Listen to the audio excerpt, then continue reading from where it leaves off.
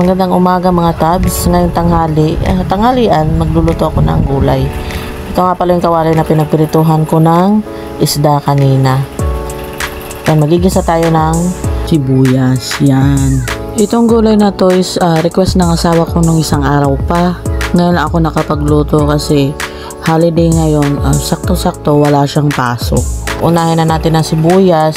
Sangkot siya natin. Kaya sabi niya, luto ka naman ng ganyan. Sabi ko, sige. Luluto ako na. Ngayon lang naisipan magluto. At isunod naman natin ang kamatis. Yan. Pagkatapos natin ilagay ang kamatis, ihalo-halo lang natin hanggang sa maluto ang kamatis nang mailagay na natin ang mga gulay. Ito nga pala yung tilapia yung pinirito ko kanina. Hati-hati yan sa mga bata yung buntot. Yung mga ulo sa mga matatanda para hindi sila matinikan. Yan. Yung gulay na lulutuin ko, request ng asawa ko ng isang araw pa, gaya nga ng sabi ko.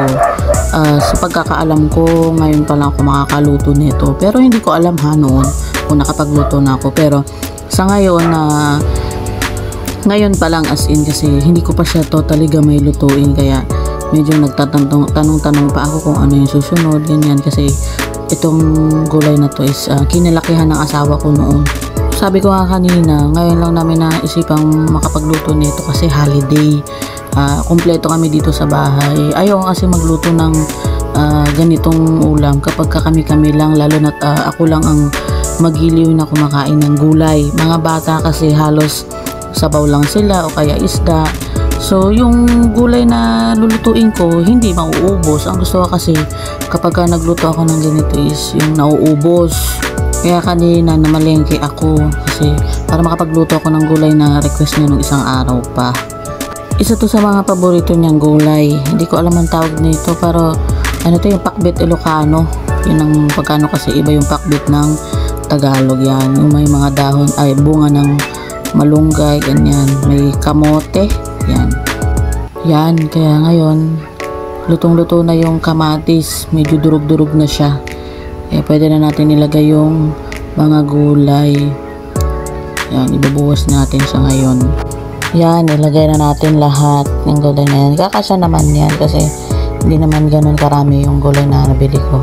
Tamang-tama lang para sa amin. Yan, ngayon sangkot siya na natin hanggang sa pumaibabaw or mag-spread yung kamatis. Yan. Itong gulay na to is pakbet Ilocano. Kasi may kamote. Ang nakasanayan ko kasing pakbet, yung niluluto ng mama ko is yung pakbet na may yung mga kalabasa. Hindi ko na nga inalis yung kalabasa kasi okay lang naman daw sabi ng asawa ko. Kaya naman kasi may kalabasa kasi may bumili ako ng mix na na gulay yung nakabalot. Kaya yan may halo. Sayang naman daw kung hindi ilalagay. Yan, halo-halo lang natin hanggang sa kumalat yung kamatis. Yun naman din kasi ang gusto kong mangyari para mamaya tatakpan natin yan. Kayo ba? Kumakain ba kayo ng ganitong gulay o hindi rin kayo masyado sa gulay? Or pili lang din ba yung mga gulay na kinakain nyo? Ako sa ganitong lutong gulay, hindi ko talaga kinakain ng talong at saka sitaw. Kaya ako, hindi mo ako asahan magluluto ng adobong sitaw. Pero, kumakain ako ng ampalaya. Mamait-mait na gulay. Kumakain ako niyan, masarap yan na may giniling, na may itlog. Yan. Sa talong naman, ayoko ng ganitong luto. Pero sinasama ko siya kasi may kumakain. Pero hindi ko kakainin. Kahit tortang talong, hindi ako kumakain. Pero matatawa kayo. Kumakain ako ng piniritong talong. Yung isasaw-saw lang sa toyo at saka suka. Saan ka pa? Arte mo day? Char lang yan, nilagyan na natin ng tubig kanina. Pero yung asawa ko hindi kumakain ng ampalaya yan. Kaya kapag may ampalaya dyan sa plato niya, ibinibigay niya sa akin.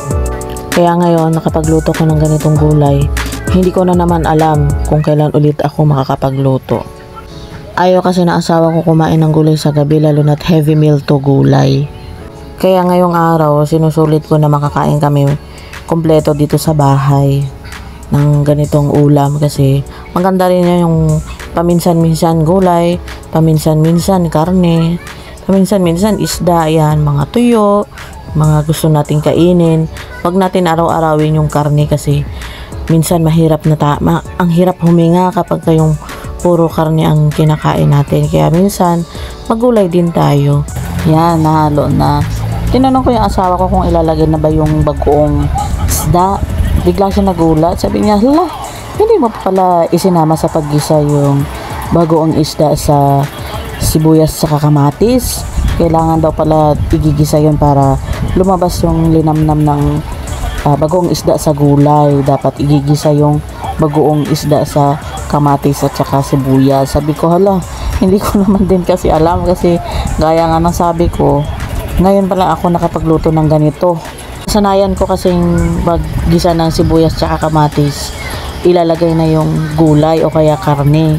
Kaya yan, halo-haluin na lang natin para mas lumasa yung bagong isda. Lalagay na tayo ng magic syrup, ang mahiwagang magic syrup. Maglalagay din ako ng asin dyan mamaya kasi hindi naman din ganon kaalat yung bagoong isda na inilagay ko kasi konti-konti lang.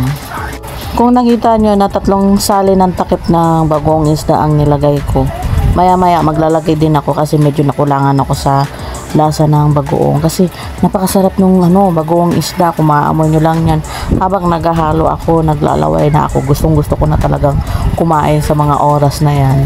Gaya ng sabi ko kanina, isa to sa mga ulam na paborito ng asawa ko. Pero may isang paboritong ulam ang asawa ko na halos niluluto ko. Siguro sa isang buwan, niluluto ko siya ng 5 beses.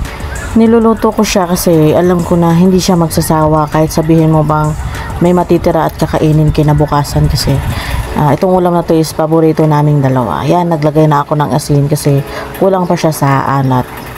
Madali lang naman mahulaan yon kasi yung ulam na yan is pambansang ulam. Masabaw siya. Hindi ko pa mapapakita ngayon kasi ang gusto ko sabihin habang nagluluto ako. Kaya ayan.